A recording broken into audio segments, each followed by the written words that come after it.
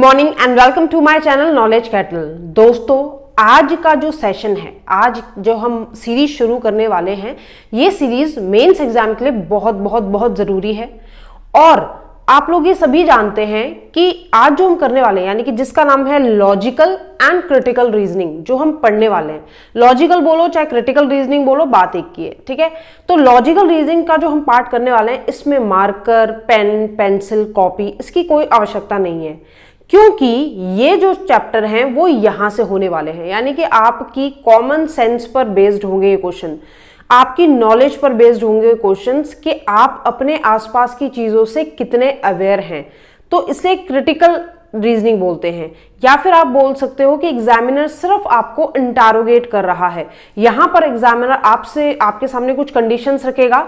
वो कंडीशंस किसी भी रूप में हो सकती हैं, जहां जो अभी हम डिस्कस करने वाले हैं, इनमें टॉपिक्स क्या क्या आते हैं, क्योंकि बच्चों को पता ही नहीं होता। बच्चों को लगता है ये पूरा अपना एक चैप्टर है।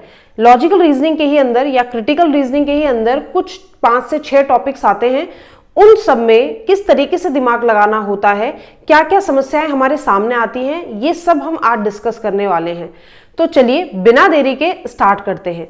सबसे पहली चीज, कभी भी आपके पास लॉजिकल रीजनिंग का क्वेश्चन आए, हालांकि मैं ये सीरीज जो चला रही हूं, इस सीरीज में मैं आपको बताऊंगी कि आपको कैसे अप्रोच करना है लॉजिकल रीजनिंग के क्वेश्चंस को, किस तरीके से आपको, चाहे वो कोई भी टॉपिक हो, चाहे वो आर्ग्यूमेंट से रिलेटेड हो, चाहे वो कोर्स ऑफ एक्शन से रिलेटेड हो, चाहे वो इन्फ्रेंस से रिलेटेड हो, किस तरीके से आपको क्वेश्चन में अप्रोच करना है, क्या क्या वो कीवर्ड्स हैं जिससे आप क्वेश्चन के ऑप्शन तक पहुंच सकते हैं, इन सब पर मैं आपसे बात करूंगी। लेकिन फिर भी अगर 1% चांस ऐसा हो जाए कि एग्जाम में ऐसा क्वेश्चन आए और आप थोड़े से भी डाउटफुल हो रहे हो वहां पर, तो मेरी सलाह यह है कि आप क्वेश्चन को छोड़ दें।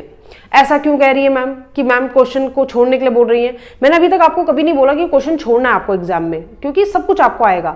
लेकिन बेटा, लॉजिकल रीजनिंग एक ऐसा पार्ट है जिसमें आप बिल्कुल भी रिस्क नहीं ले सकते।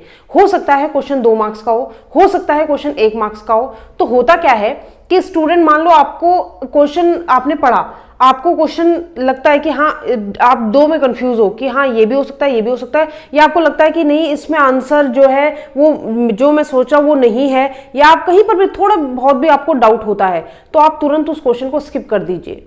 क्यों ऐसा कह रही हूं मैं? क्योंकि नेगेटिव मार्किंग बहुत इंपॉर्टेंट है कि आप नेगेटिव मार्किंग ना करें, क्योंकि आप मेंस में जा चुके हैं। वैसे भी मेंस में आप जब अटेम्प्ट करते हैं तो नंबर ऑफ अटेम्प्ट बहुत मायने रखता है।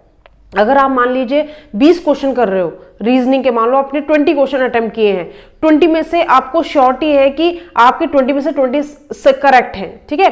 तो आप जब अगला क्वेश्चन अप्रोच करते हो, या आपको लगता है कि 20 में से आपके 15 क्वेश्चन करेक्ट है, 5 में आपने कुछ ना कुछ गड़बड़ कर रखी है, तो ये सही अप्रोच नहीं है। क्योंकि नेगेटिव मार्किंग से आपका जो स्कोर है, जो आपका लमसम स्कोर होगा, जो आपका पूरा स्कोर होगा, वो भी कहीं ना कहीं इफेक्ट होता है। तो आपको हर एक सब्जेक्ट में ध्यान रखना है कि आप नेगेटिव बिल्कुल ना करें। इसीलिए मैं कह रही हूं कि अगर आपको कहीं पे डाउट लगता है, अब जैसे मान लीजिए पजल है, पजल बनेगी तो बनेगी, नहीं बनेगी तो नहीं बनेगी। लेकिन ऐसे क्वेश्चंस में क्या होता है, बच्चा पढ़ता है, बच्चे को लगता है ये क्वेश्चन करना ज्यादा आसान है, कि पढ़ो और हमने कर दिया। वो तभी आसान है बेटा जब आपको कुछ चीजें पता होंगी, जब आपको पता होगा कि कैसे से अप्रोच करते हैं, और जब आप अवेयर होंगे अपने आसपास की चीजों से। क्योंकि इस लॉजिकल रीजनिंग या क्रिटिकल रीजनिंग में क्वेश्चंस आपके कॉन्स्टिट्यूशन बेस्ड भी आएंगे, क्वेश्चन आपके इकोनॉमिक बेस्ड भी आएंगे, क्वेश्चन आपके एजुकेशन बेस्ड आएंगे, कुछ भी हो सकता है। आपके आसपास क्या घट रहा है, आपके देश में क्या घट रहा है, किस किस इशू से, कौन कौन से इशू हैं जिसमें आर्गुमेंट चल रहे हैं पूरे देश में, या फिर कौन कौन से इशू ऐसे हैं जिनसे आजकल हम सफर कर रहे हैं, चाहे फिर वो कोविड का हो, चाहे वो इकोनॉमी डाउन का हो। कोई भी ऐसा क्वेश्चन एग्जामिनर उठा सकता है और उस पर आपको बात करने के लिए, उस पर आपकी राय मांग सकता है। तो राय तो आप तभी दोगे ना जब आपको उसके बारे में पता होगा, यानी कि नॉलेज होना बहुत जरूरी है। तो चलिए ज्यादा बात ना करते हुए बढ़ते हैं अपने टॉपिक्स पर। देख लेते हैं, ये वाली वीडियो सिर्फ टॉपिक्स पर बेस्ड होगी, कौन कौन से टॉपिक्स करने वाले हैं, ठीक है। तो चलिए स्टार्ट करते हैं अपने पहले टॉपिक से। तो आपको पहला टॉपिक बोर्ड पर नजर आ रहा होगा। पहला टॉपिक आपको दिख रहा है, पहला टॉपिक है problems and course of action. Problems and course of action Hindi में भी बताऊंगी कि इन्हें क्या कहते हैं। 1 बाय 1 हम इन सारे टॉपिक्स को कवर करेंगे। तो पहले हम बात कर लेते हैं कि problems and course of action को क्या बोलते हैं। इसका मतलब होता है बेटा समस्या और कार्यवाही। अगर मैं प्योर हिंदी में बोलूं, समस्या और कार्यवाही। एग्जामिनर स्टेटमेंट के रूप में आपको एक प्रॉब्लम देता है, वो प्रॉब्लम सिर्फ मेरे घर की या सिर्फ आपके घर की या किसी एक इंडिविजुअल के घर की नहीं होगी। वो प्रॉब्लम ऐसी प्रॉब्लम होगी जिससे हर एक व्यक्ति या कोई एक ग्रुप ऑफ कम्युनिटी कहीं ना कहीं सफर कर रहे होंगे।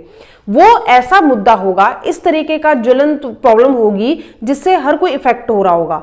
तो एग्जामिनर आपकी राय लेना चाहेगा। प्रॉब्लम कुछ भी हो सकती है। फॉर एग्जाम्पल, मैंने आपके सामने एक प्रॉब्लम रख दी, मैंने कहा भाई कि आजकल कोविड-19 की वजह से लॉकडाउन हो रखा है और लॉकडाउन की वजह से बहुत इकोनॉमी लॉस हो रहा है, लोगों की जॉब जा रही है, हमें क्या करना चाहिए। यानी कि एक क्वेश्चन हो गया, ये पर्टिकुलरली मेरा नहीं है, ये पर्टिकुलरली आपके लिए नहीं है, ये किसी पर्टिकुलर पर्सन के लिए नहीं है, इससे सब इफेक्ट हो रहे हैं। तो आपकी राय मांगी जाएगी।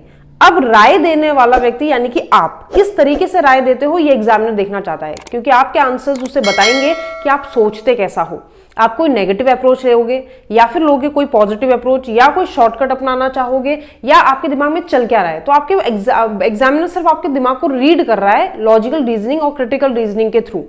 चलिए, तो कोर्स ऑफ एक्शन में सिर्फ आपको ये पता होना चाहिए कि एग्जामिनर आपको स्टेटमेंट के रूप में देगा एक प्रॉब्लम, और कोर्सेज ऑफ एक्शन का मतलब है वो आपको 3 से 4 विकल्प, कितने भी विकल्प दे सकता है, और वो आपसे कहोगा बेस्ट कोर्स ऑफ एक्शन कौन सा होना चाहिए, कौन सी कार्रवाई है जो सबसे अच्छी होगी इस प्रॉब्लम के लिए। तो आपको उस पर डील करना है। सेकंड आपका देख रहे होंगे, सेकंड आपका टॉपिक है statement and arguments. Statement and arguments, arguments जिससे समझ में आ रहा है कि कथन और तर्क। तर्क का क्या मतलब होता है? तर्क का मतलब होता है, जब आपने देखा होगा न्यूज चैनल में भी चलते रहते हैं वाद विवाद प्रतियोगिता, ठीक है, कोई मुद्दा उठाया जाता है, मुद्दा हमेशा इंटरोगेटिव फॉर्म में होता है कि क्या इस साल इसकी सरकार आनी चाहिए, क्या कोरोना की वैक्सीन को भारत में लाना चाहिए, क्या अनएम्प्लॉयमेंट भारत से मिटाना चाहिए, कुछ भी क्वेश्चन पूछ सकता है, ठीक है। और क्वेश्चन पूछने के बाद आपको आर्ग्यूमेंट्स दे देगा। आर्ग्यूमेंट्स फेवर में भी हो सकते हैं, अगेंस्ट में भी हो सकते हैं, दोनों में भी हो सकते हैं। वो आपसे क्या बोलेगा? वो आपसे बोलेगा कि ये जो प्रॉब्लम मैंने रखी है या ये जो मुद्दा मैंने रखा है, इस मुद्दे पर आपकी राय क्या है। तो या तो आप उसके फेवर में जाओगे या तो आप उसके अगेंस्ट में जाओगे, यानी कि आप फॉर में बोलोगे या अगेंस्ट में बोलोगे। इसका मतलब आपकी राय वो जानना चाहता है। तो कई लोग ऐसे भी होते हैं बेटा जिसकी ना ही राय फेवर में है और ना ही अगेंस्ट में है। तो ऐसा नहीं है कि आप पे कोई बाउंडेशन है, बिल्कुल उसमें एक ऑप्शन और होगा कि नन ऑफ दीज। तो नन ऑफ दीज भी आपके लिए ऑप्शन है, आप लगा सकते हो। तो आपको एग्जामिनर इस तरह का एक मुद्दा दे देगा, एक आर्ग्यूमेंट दे देगा, ठीक है। उस आर्ग्यूमेंट पे वो बोलेगा भाई ऐसा होना चाहिए या नहीं होना चाहिए। वो अपनी कोई राय नहीं दे रहा है और वहां पर नीचे आपको कुछ ऑप्शन दे देगा। आपको उसमें से फाइंड करना होगा एक स्ट्रॉन्ग आर्ग्यूमेंट। वो आपसे पूछ सकता है कि स्ट्रॉन्ग आर्ग्यूमेंट कौन सा है, या वो आपसे ये भी पूछ सकता है कि वीक आर्ग्यूमेंट कौन सा है। तो आपको देखना होगा कि आप कौन से आर्ग्यूमेंट की तरफ जाओगे। वीक आर्ग्यूमेंट पूछ रहा है तो वीक आर्ग्यूमेंट की तरफ, स्ट्रॉन्ग आर्ग्यूमेंट पूछ रहा है तो स्ट्रॉन्ग आर्ग्यूमेंट की तरफ। अब ये वीक और स्ट्रॉन्ग क्या है ये भी मैं बता दूं आपको। वीक आर्ग्यूमेंट का मतलब होता है बेटा कि आपको जो स्टेटमेंट दिया हुआ है उस स्टेटमेंट को आप क्या कर रहे हो? वीक कर रहे हो, यानी कि उसको कमजोर करने का एक वो दे रहे हो कि भाई ये जो है ये इसके लिए फिट नहीं बैठ रहा है, या जो आप ये तर्क दे रहे हो ये बेबुनियादी तर्क है, तो उसे वीक आर्ग्यूमेंट कह देते हैं। स्ट्रॉन्ग आर्ग्यूमेंट किसे कहते हैं? जब आप अपनी बात को फोकस्ड या एम्फेसिस होकर बोल रहे होते हो कि इस पर यही होना चाहिए, ऐसा होना चाहिए, वो होता है स्ट्रॉन्ग आर्ग्यूमेंट। कि मैंने जो बात बोली है बहुत लॉजिकली बोली है, इससे इतने लोगों का फायदा है, या ये इस तरीके से यहां पर सुटेबल हो सकती है, तो उसे स्ट्रॉन्ग आर्ग्यूमेंट बोलते हैं। तीसरी अगर हम बात करें तो तीसरा जो टॉपिक है आपका दिखाई दे रहा होगा, तीसरा टॉपिक है आपका statement and assumption. Statement and assumption, statement assumption का क्या मतलब है? स्टेटमेंट एजम्पशन का मतलब है कथन और पूर्व अनुमान। पूर्व अनुमान बोलो, पूर्व धारणा बोलो, या सिर्फ बोलो अनुमान, दोनों चलेंगे, तीनों चलेंगे, ठीक है। तो ये क्या होता है? एग्जामिनर आपको स्टेटमेंट देता है और आपको बोलता है कि इसकी पूर्व धारणा क्या होगी। पूर्व धारणा का मतलब होता है बेटा वो चीज जो आप पहले से एज्यूम कर लेते हो। मैथमेटिक्स में हम करते हैं ना, कोई भी वैल्यू पहले से एज्यूम कर लेते हैं। Let this will be x, let this will be ये है ना वाई, इस तरीके से मान लेते हैं। तो यहां पर क्या करना है, यहां पर मैथमेटिक्स नहीं है। एग्जामिनर आपको एक स्टेटमेंट देगा, स्टेटमेंट सिंपल सा होगा कोई भी, कि भाई कोई भी 2 लाइन का, 3 लाइन का, 1 लाइन का स्टेटमेंट दे देगा और आपसे बोलेगा इसके पीछे क्या पूर्व धारणा रही होगी। किसकी? स्टेटमेंट देने वाले की। यानी कि आपको स्टेटमेंट देने वाला बनना है। आपको थोड़ी देर के लिए अज्यूम करना है कि मैं ही ये स्टेटमेंट दे रहा हूं और इसके पीछे मैंने क्या अनुमान लगाया होगा, या मेरी पूर्व धारणा या मेरे दिमाग में मस्तिष्क पे चल रहा जो पूर्व धारणा है वो क्या होगी, वो आपको बताना है। बच्चों को लगता है कि ये काम टफ है, क्योंकि भाई जो स्टेटमेंट दे रहा है हमारा उससे कोई लेना देना नहीं, लेकिन हमको उसकी जगह पर रख के सोचना है। तो ये काम है बहुत आसान, ठीक है, अगर आपने ये कभी किया हो तो बहुत आसान है। जैसे फॉर एग्जाम्पल मैं यहाँ पर वीडियो बना रही हूँ और मान लीजिए मैंने अपनी वीडियो में सिंपल एक बोला, अभी एक जब मैंने शुरू में बोला कि जब लॉजिकल रीजनिंग में आपको कोई ऐसा क्वेश्चन दिखे जिसमें आपको थोड़ा सा भी डाउट हो तो आप उसे छोड़ दीजिएगा। ये स्टेटमेंट ही तो है। मान लीजिए कि ये आप दे रहे हैं, ये स्टेटमेंट अपने स्टूडेंट्स को आप दे रहे हैं, तो आपकी क्या पूर्व धारणा रही होगी उसके पीछे, तो वहां पे विकल्प देंगे कि पूर्व धारणा रही होगी कि हम बच्चों को कम आंकते हैं, है ना, या फिर पूर्व धारणा रही होगी कि बच्चों की गलती करने की संभावना ज्यादा है, या फिर पूर्व धारणा रही होगी कि इससे नेगेटिव मार्क हो जाते हैं बच्चे के, इसलिए ये ठीक अप्रोच नहीं है, अगर आप कहीं पे भी डाउटफुल हो रहे हो तो आप उसे छोड़ दें। तो इस तरह के 3-4 आपको ऑप्शन देगा एग्जामिनर, आपको एक चूज करना होता है। पूर्व धारणा में आपको ये ध्यान रखना होता है बेटा कि आपको एजम्पशन जो होता है वो हमेशा पॉजिटिव लेना होता है। कहां पर नेगेटिव लेते हैं या फिर कोई अपवाद होता है, इस पर भी बात करेंगे डिटेल्स में जाकर। उसके बाद आता है आपका नेक्स्ट टॉपिक, और नेक्स्ट टॉपिक होता है आपका cause and effect. Cause and effect, cause का मतलब कारण, इफेक्ट का मतलब प्रभाव या परिणाम। तो कॉज एंड इफेक्ट का मतलब होता है कारण और परिणाम, कारण और उसका इफेक्ट या उसका रिजल्ट क्या पढ़ने वाला है। तो एग्जामिनर आपको यहां पर 2 स्टेटमेंट देता है, या आप बोल दो इवेंट देता है, ए एंड बी या फर्स्ट एंड सेकेंड। अब आपको उन दोनों को पढ़ना होता है। पढ़ने के बाद क्या करते हो, पढ़ने के बाद आपको देखना है कि उनमें से एक चीज वो होती है जो किसी चीज की वजह से घटित होती है, और एक चीज वो होती है जो उसकी वजह होती है, यानी कि कॉज होता है। जैसे फॉर एग्जाम्पल मैंने आपको बोल दिया कि कई लोगों की एम्प्लॉयमेंट चली गई, और फिर मैंने बोला कि देश में कोरोना फैल रहा है, ठीक। तो इन दोनों को मैंने आपको रख दिया। अब आपको देखना है, दोनों को पढ़ने के बाद आपको देखना है क्या इनमें रिलेशन है। मैंने कहा हाँ, ये जो एम्प्लॉयमेंट गई है इसका रीजन ही क्या है, कोरोना। कोरोना आया, ऑफिस बंद हुए, चाहे वो शिक्षा विभाग हो, चाहे वो आपका कोई निजी विभाग हो, कोई पर्सनल बिजनेसमैन हो, हर किसी के उसमें लॉकडाउन हुआ। लॉकडाउन के टाइम पे लोगों की अर्निंग बंद हो गई, इनकम बंद हो गई आना, ठीक है। तो चाहे वो प्राइवेट हो, चाहे वो कई सेमी गवर्नमेंट सेक्टर्स हो, सब में इफेक्ट पड़ा, और इस वजह से लोगों में अनएम्प्लॉयमेंट आ गया, कई लोगों की नौकरी छूट गई। तो पहले प्रॉब्लम क्या है, प्रॉब्लम ये नहीं थी अनएम्प्लॉयड आया तो कोरोना आया, नहीं। मैंने कहा कोरोना वायरस की वजह से, मैं इस सेंटेंस को पूरा करना चाहूंगी, कोरोना वायरस की वजह से लॉकडाउन हुआ। तो कोरोना वायरस की वजह से लॉकडाउन हुआ, और उसके बाद मैंने आपको क्या रखा, उसके बाद ये था रीजन, ये कारण था कि लॉकडाउन होने की वजह से नेक्स्ट आपका जो मैंने स्टेटमेंट दिया है आपको कि अनएम्प्लॉयमेंट हो गया, ठीक है। तो अनएम्प्लॉयमेंट का कारण अभी के टाइम पे ज्यादातर क्या है, कोरोना वायरस। तो आप इस तरीके से कोरिलेट कर सकते हो, जरूरी नहीं चीज को जबरदस्ती कोरिलेट कराना है। आपको ये भी देखना होगा, स्टेटमेंट को ध्यान से पढ़ना होगा। बच्चे स्टेटमेंट ध्यान से नहीं पढ़ते, अभी तो खैर मैंने एक एग्जांपल लिया है, बच्चे स्टेटमेंट को ध्यान से नहीं पढ़ते और जल्दबाजी में गलतियां करते हैं। जो स्टेटमेंट आपका कॉज होता है उसे इफेक्ट कर देते हैं, जो इफेक्ट होता है उसे कॉज कर देते हैं। आपको ये भी पता होना चाहिए बेटा कौन सा एक्शन पहले होता है, कौन सा एक्शन बाद में होता है, ठीक है। तो इस चीज पर भी हम बात करेंगे। उसके बाद आता है आपका डिसीजन मेकिंग। डिसीजन मेकिंग क्या होता है, इसको हिंदी में बोलते हैं निर्णय लेने की क्षमता या निर्णायक क्षमता बोलते हैं इसे। इसमें क्या होता है, डिसीजन लेना है आपको। डिसीजन आप कैसे लोगे भाई, कुछ एग्जामिनर आपको देगा, उसके बेस पर आप क्या लोगे, डिसीजन लोगे। एग्जामिनर जनरली इसमें क्या करता है, कुछ पैरामीटर्स लगा देता है, या फिर कुछ आपके बोले तो एक पैराग्राफ आपको देगा, उसमें कहेगा, जैसे मान लो कोई नोटिफिकेशन निकल गया, मैंने बोल दिया सीईटी का नोटिफिकेशन निकल गया, कुछ उसके सिलेबस के बारे में निकल गया, या फिर वो निकल गया कि भाई इस तरीके के बच्चे से फिल कर सकते हैं, इतनी से इतनी एज होनी चाहिए, कुछ भी नोटिफिकेशन निकल गया। तो आपको एक निर्णायक क्षमता लेनी है कि भाई इसमें कौन बंदा एलिजिबल हो पाएगा, कौन नहीं हो पाएगा। जो एलिजिबल नहीं है उसके लिए फर्दर क्या क्या ऑल्टरनेटिव्स हैं, इस सब पर हम बात करेंगे। तो अभी तो सिर्फ मैं आपको एक इंट्रोडक्शन दे रही हूं इन चीजों का कि इस पर हम क्या कर सकते हैं, इस पर हम क्या करते हैं, ठीक है। तो हम 1 बाय 1 इन चैप्टर्स को लेंगे। और लास्ट जो आपका आता है, लास्ट होता है आपका इन्फ्रेंस, जिससे क्वेश्चन बहुत सारे देखने को मिलते हैं। ये सिर्फ रीजनिंग में नहीं, ये आपका इंग्लिश में भी आता है। आपने देखा होगा कई बार कि इन्फ्रेंस पूछता है। अभी इन्फ्रेंस होता क्या है मैम, इन्फ्रेंस होता है बेटा, कुछ आपको एग्जामिनर एक छोटा सा पैराग्राफ देता है, 4 लाइन का, 5 लाइन का, 3 लाइन का, और उसमें कुछ बातें कहता है। अब आपको कहता क्या है, डायरेक्टली तो नहीं बोलता, लेकिन आपको कुछ ऐसा इन्फ्रेंस करना होता है उसमें, यानी something which is hidden in the statement, in the given statement, कुछ ऐसा जो गिवन स्टेटमेंट में छुपा हुआ है।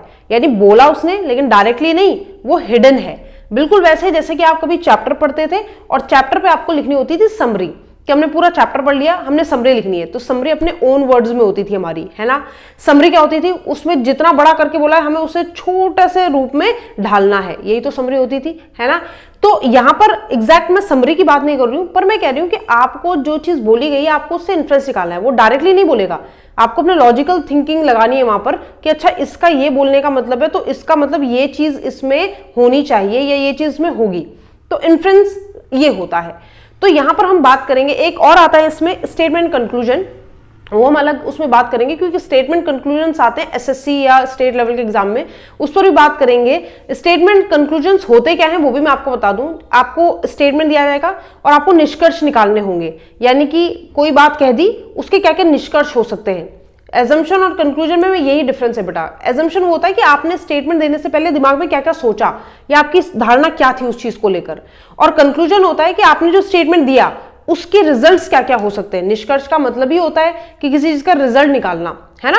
कोई भी स्टेटमेंट दे दिया उसका रिजल्ट क्या निकल सकता है। अब जैसे मान लो मैंने कहा कोचिंग इंस्टीट्यूट 1 तारीख से खुल जाएंगे, फॉर एग्जांपल मैंने ऐसा बोला कोचिंग इंस्टीट्यूट लॉकडाउन के बाद 1 तारीख से खुल जाएंगे, 1 अक्टूबर से खुल जाएंगे, फॉर एग्जांपल। अब अगर मैंने ऐसा बोला तो निष्कर्ष क्या निकालेगा बंदा कि चलो अब हमारी पढ़ाई का जो हमारा नुकसान हो रहा था वो नहीं होगा, अब हम लोग घर से बाहर निकल सकते हैं, अब हम लोगों को लॉकडाउन नहीं देखने को मिलेगा, या कुछ भी जो निकाल सकता है। तो वहां पर जो गिवन कंक्लूजन्स होते हैं उनमें से आपको एक सूटेबल आपको चूज करना होता है। तो अभी तो फिलहाल मैं ये छोटे छोटे एग्जाम्पल्स आपको समझाने की कोशिश कर रही हूँ कि एक्चुअल में हमें इन टॉपिक्स पे करना क्या है। हमारी जो अगली क्लास होगी उसमें हम अपना पहला टॉपिक उठाएंगे जो होगा statement and course of action, और ऐसा ही करते करते हम एक एक टॉपिक को यहाँ पर डिस्कस करेंगे। मैं पहले ही बोल रही हूँ बेटा कि मैं अपनी पूरी कोशिश करूंगी वो सारे कीवर्ड्स यहाँ पर लाने के लिए कि आप किस तरीके से लॉजिकल रीजनिंग के क्वेश्चन को अप्रोच कर सकते हो। जनरली 90% बच्चा लॉजिकल रीजनिंग को मेंस में छोड़कर आता है। कई बार ऐसा होता है बेटा कि लॉजिकल रीजनिंग क्वेश्चन बहुत ईजी हो जाते हैं। जैसे मान लो एग्जाम में अगर मान लो 5 क्वेश्चन आ गए लॉजिकल रीजनिंग से, मान लो 5 आ गए, उन 5 में से कई बार होता है बेटा दो जो क्वेश्चन होते हैं वो बहुत इजी होते हैं और डुएबल होते हैं। कोई भी कॉमन सेंस वाला व्यक्ति जिसका कॉमन सेंस एवरेज टाइप का हो वो उसे कर सकता है, समझ में ये बात। लेकिन हमारे अंदर वो डर बना रहता है कि लॉजिकल रीजनिंग मतलब नहीं, इससे तो छूना ही नहीं। तो ऐसा डर मिटाना है, ठीक है।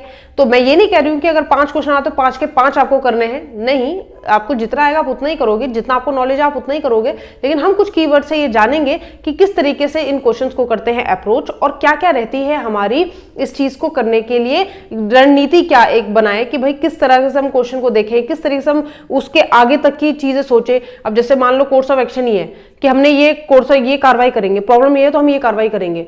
भाई वो कार्रवाई जो आप करने जा रहे हो उसके इफेक्ट क्या क्या पड़ेंगे आगे जाके, वो भी आपको सोचना है, यानी एक दूरदर्शी आपका नजरिया भी होना चाहिए। तो चलिए, इस एपिसोड में सिर्फ इंट्रोडक्शन था कि बस टॉपिक्स में हम क्या क्या करने वाले हैं। जल्द ही यानी कि नेक्स्ट एपिसोड से ही आपकी चलने वाली है लॉजिकल रीजनिंग की सीरीज, जिसमें हम बात करेंगे सबसे पहले टॉपिक से, एक एक करके सारे टॉपिक्स उठाएंगे ताकि मेंस में आपको कोई दिक्कत ना हो। मैं पूरी कोशिश करूंगी कि आपको मेरे वीडियोस के माध्यम से पता चलता रहे कि लॉजिकल रीजनिंग के क्वेश्चंस को हम कैसे अप्रोच करते हैं। चलिए, अगले एपिसोड में मिलेंगे आपको अपने चैनल नॉलेज कैटल में। तब तक के लिए मैं कंचन गुरेती, आपकी रीजनिंग फैकल्टी, आपसे लेती हूं विदा।